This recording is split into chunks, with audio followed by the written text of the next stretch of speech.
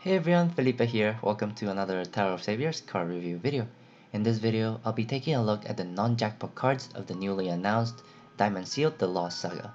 This update will bring a bunch of new Dragon and Beast members into the game, and I'm really excited about this because Madhead has been promising us new Beast and Dragon support, as well as new Beast and Dragon leaders that we can play in the current meta. And it's been a while since we have a good Beast and Dragon leader, so I'm really excited about this patch. That being said, for this non-jackpot card review, we will be taking a look at the active skills, but their full potential will be unknown until we get a better sense of what the jackpot card skills are.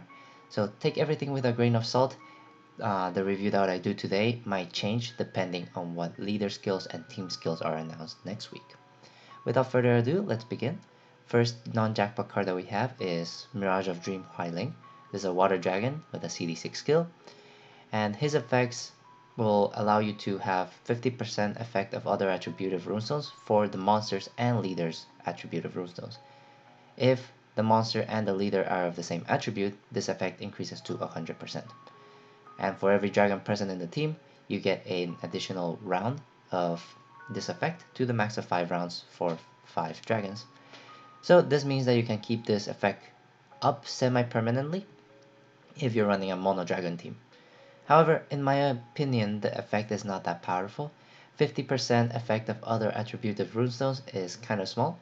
It does give you more attacking runes, but there are a lot of leaders that already have a lot of runestone possession in their team skills. So there is not necessarily a need to generate more attacking runes based on runestone possession, especially since this skill is only about runestone possession. If the team skill already has runestone possession, then this active skill is not that great to have, and you might as well use another utility card instead of taking up a slot in the team with this card. But yeah. Next we have Unruffled Heart Meowsah. This is a Dark Dragon card with a CD5 skill and the following effect. Tap and turn a row into enchanted Dark Dragon runes, and for 1 round, combo count increases by 3. If there's a dragon with more than 4000 attack basic value, this skill will have a CD4 reduction, which means you will be able to activate it the next round and the next round as long as you have a dragon with a 4000 or more attack basic value. So this active skill screams Novalis all the way. Novalis absorbs the attack of dragons and increases his own attack basic value, which means that you will have more than 4000 attack easily. And this will allow you to generate a lot of attacking runes for Novalis, as well as increase your combo count in order to deal more damage. So this card by itself is going to pair really nicely with Novalis. Other than that, Novalis is the only dragon card right now that I can think of that can increase their attack basic value to more than 4000. So at this point, this card will only pair with Novalis. But keep in mind that here, the thumbnail for the Lost Saga, this looks like the leader or one of the jackpot cards is going to be a Dark Dragon leader. So things might change when we get the jackpot card skills revealed next week. But for now, I think Novalis will benefit from this card, as well as Azathoth, since Azathoth is getting a buff to his leader skill. So pairing up Azathoth, Novalis, and Meowsah is a way of building your teams. But keep in mind that we are potentially getting a new Dark Dragon leader, so this card will also fit in that team as well. Moving on, we have Barbells of Grace Lomo. This is a Earth Beast card with a CD6 skill, where you tap and turn a column into enchanted Earth Beast runes and electrify all enemies. While the effect is in play, damage dealt on enemies gets increased by 1.5, and the skill CD gets reduced by 3, making this a CD3 skill if there are 3 or more beasts in the team. And honestly, given how all the leader skills are, given that this is going to be a beast and dragon team, it is really easy to have this 3 or more beasts in the team skill condition satisfied. So this is going to be effectively a CD3 skill whenever you activate it for the first time. In my opinion, this card is going to be pretty good because it is one of the few beast cards that can electrify enemies. And as you know, it is becoming more common to have enemies with a status shield. So wherever, if they are not electrified, your damage gets reduced by 90%, which for most teams, this is going to be a deal breaker because you won't be able to deal damage in one shot. So being able to electrify all enemies is going to be really beneficial, especially since this is one of the only few beast cards that can do that. That being said, electrified enemies is going to be situational based on the stages. So you might not need this card in every single stage, but whenever you encounter the electrified shield, this is going to be a good card to have in your team. So definitely train one up to dual max just in case you need it in the future. But like I said, there might not be that many chances to include this card. Next we have Voluble Vivacity Zimeng. So Zimeng is a fire beast card, and we also have Glowing Belligerent's Fusu, and this is a light beast card. These two cards, I'm putting them together because they have very similar skills and they also have the same team skill. Their team skill is going to be human and beast transformation. So whenever the leader is a dragon or a beast, they will have a beast and human transformation capability. This is not their race, this is just going to be a form. So they will still be beasts in the team.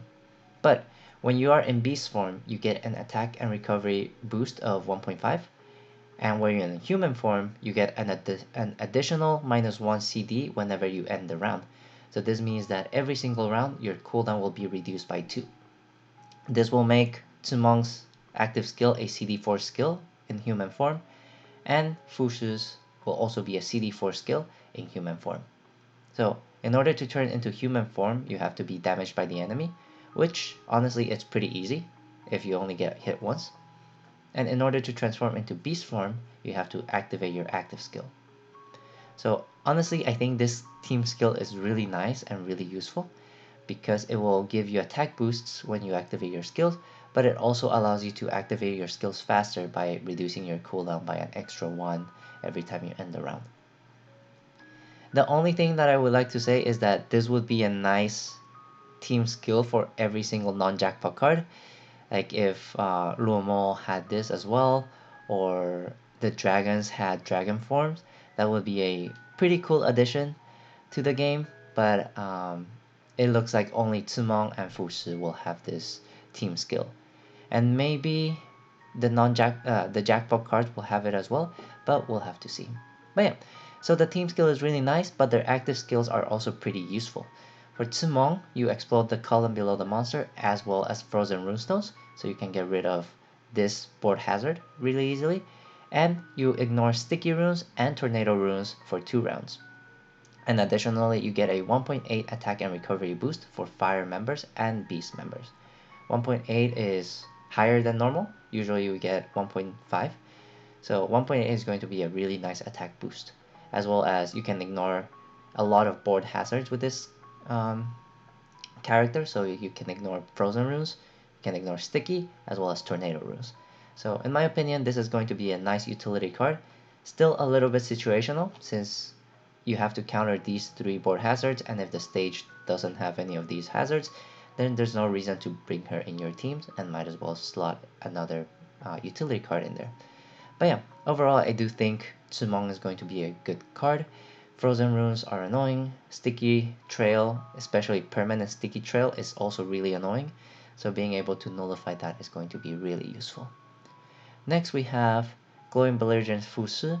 He has the same team skill as Zimeng, which is going to be really nice.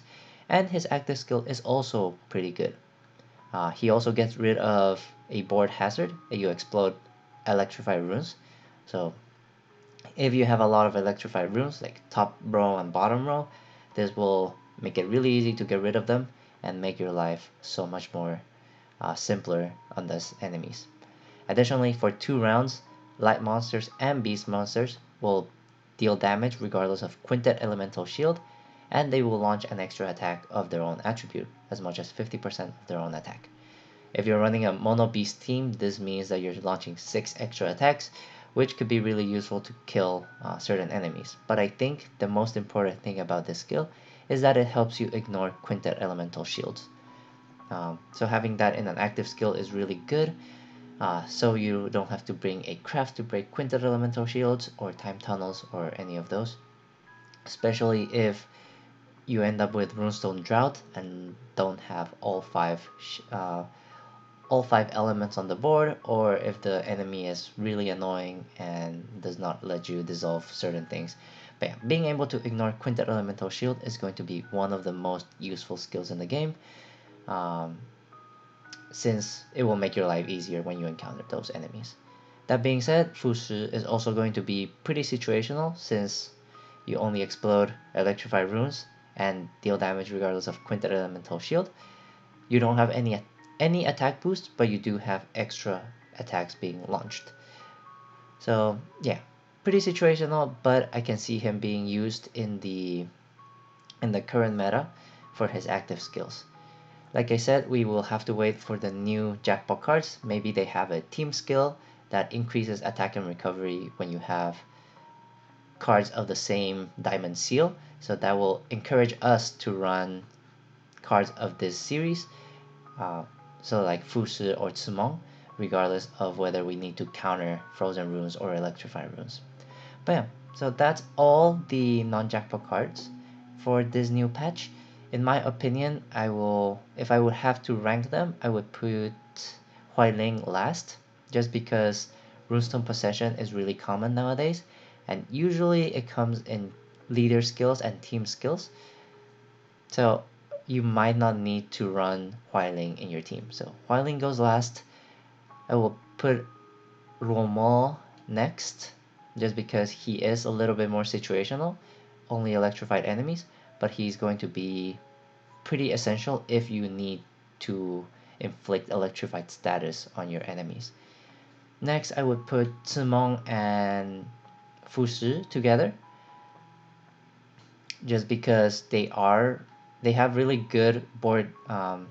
They can counter a lot of board hazards, but they are also very situational depending on the stage. But their team skill is really nice, and being able to reduce your CD or increase your attack passively is going to be really useful. And then lastly, I have Meowsah, just because Novalis exists, and based on the thumbnail, it looks like one of the leaders is going to be a Dark Dragon. So I think Meowsah is going to be one of the better support cards, especially for Novalis. That being said, if you don't have Novalis, Meowsah will probably be on the bottom 2, just because attack basic value of 4000 is a little bit hard to hit, and only Novalis is able to do that in the current meta right now. So yeah, that is my ranking for the non-jackpot cards, as well as my review on their active skills. Like I said before, keep in mind that we won't know their true potential until we learn what the jackpot card leader skills and team skills are, so we will have to wait until next week when we have a better idea of what the patch has to bring to us. But yeah, that's all I had to say for this video. Please let me know in the comments if I said anything wrong or if I missed anything. And as always, stay tuned on my YouTube channel for more Tower of Saviors content. For now, stay safe, stay healthy, and I'll see you next time. Bye everyone!